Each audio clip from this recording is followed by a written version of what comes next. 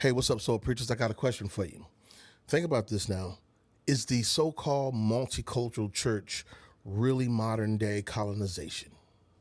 Let's talk about it. See, for nearly 30 years, I've served churches all across denominational lines. I've stood on platforms where the congregation was beautifully diverse: Black, white, Latino, Asian, African. See, I came here to Connecticut about 13 years ago to be a worship pastor at a so-called multicultural church. When I got there, I quickly began to understand the history of said church. See, the church loves different faces, but it's not always comfortable with cultural expressions. When I first heard, "Lord have mercy, Christ have mercy, Lord have mercy on me," I wanted to do that the way I heard it because it's what reached me. So I was able in a service to be able to go from Hez to Michael W. Smith or Chris Tomlin without making them lose what I felt was its original feeling.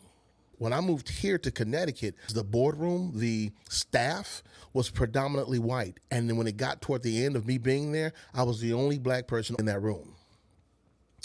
Because you got to ask, who decides what's too much? What's too much movement? What's too much shouting? What's too much gospel? I remember teaching a head song. I'm reaching the harvest God promised me, and I rejoice today, and I shall recover it all. Man, we killed. I think it was that song. Anyway, the very next day, in the Monday meeting, staff meeting, the pastor put me to the side. Actually, he didn't put me to the side. He told me in the staff meeting, he was like, "That I don't know about that one." And I was like, "It worked, didn't it?" "Yeah, it worked." And I was like, "So what's the problem?" But he didn't want us to have that gospel sound.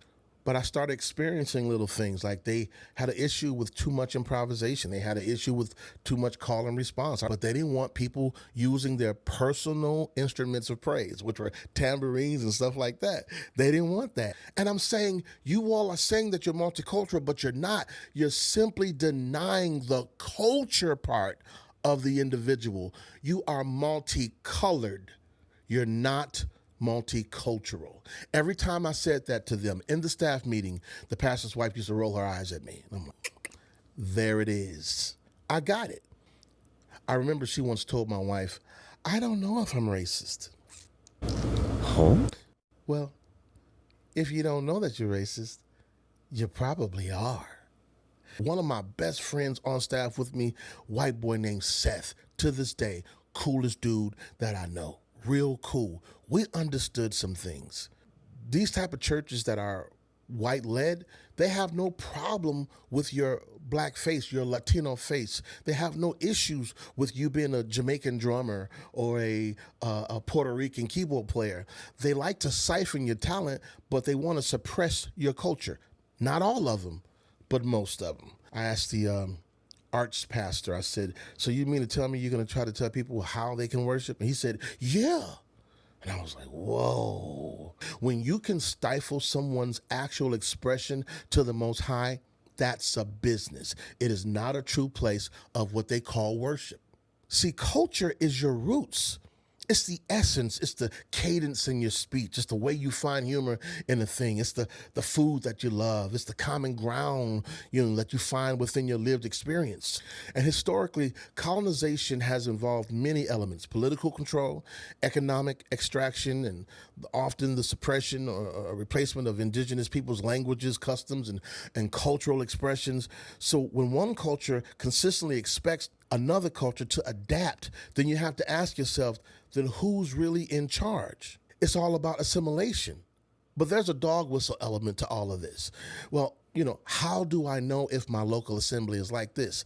Well, if your leaders say things like, "We don't want to scare the visitors," or "We have to be careful not to lose the people," or "Let's just tone it down."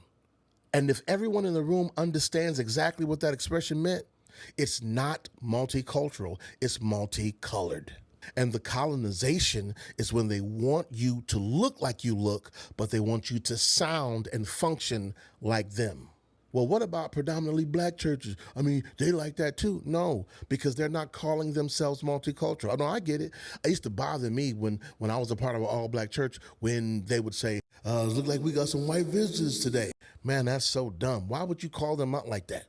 Now, we as the black diaspora are not a monolith, which means I'm not championing some ideal that we should only sing old black gospel. We can sing anything. We actually have been singing anything for a very long time. At the forefront of rock and roll, at the forefront of jazz, at the forefront of blues, at the forefront of you name it, country, we have been singing it. So I don't believe that all black people should just sing old black gospel or foot stomping gospel. No. You know, when I grew up in Saginaw, Michigan back in the day, we had this soul station called W3 Soul. And they played all of the hits that I loved growing up, from Stevie, Donnie, Earth, Wind and Fire, you name it. And on Sundays, obviously, we got our gospel feel. But around 77, 78, my parents separated and we moved to Utica, New York, where they had no black soul stations.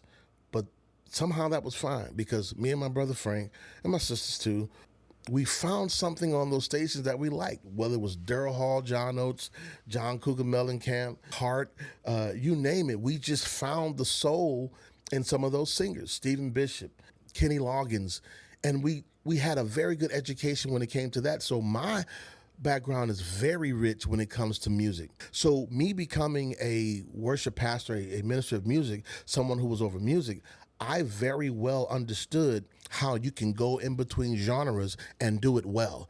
That's what I think the problem is that most of the worship pastors now don't know, in a so-called multicultural setting, how to go in and out of those genres well. And so white folk don't necessarily hear themselves, and then that's when you get white flight. White flight is a real thing. That's when white folk no longer hear themselves on stage, and so they go, I guess I'll leave. See, that's the difference between them and us. We assimilate all the time, and that's what I don't think is happening right now. I don't think people know how to move in and out of those genres with authenticity. I once taught Mark Anthony's Vivida Mi Vida, because the lyrics are amazing. It just simply says, I want to laugh, I want to dance, why cry? And so we did the whole song. We didn't change it to any Christian lyrics. We did that whole song just like that. And every time we did it, we lit it up. See, that's the type of fellowship that I want to belong to. As a matter of fact, when me and my wife started B Church, that's exactly what we did. Any given Sunday morning, we would do Earth, Wind and Fire. They don't always have to be the worship stuff that you know. It can be songs that are not from a Christian catalog, because it still tells a story about us and the God in our lives. That's what I'm talking about. That's when it's really multicultural. When we sit together and we bring foods together, that's culture. When we share, you know what that starts to look like? You know what it starts to feel like? Heaven on earth. When all of these cultures come together. Think about this. The scripture says that on the day of Pentecost, when they were come together, when they were one, they understood each other's languages.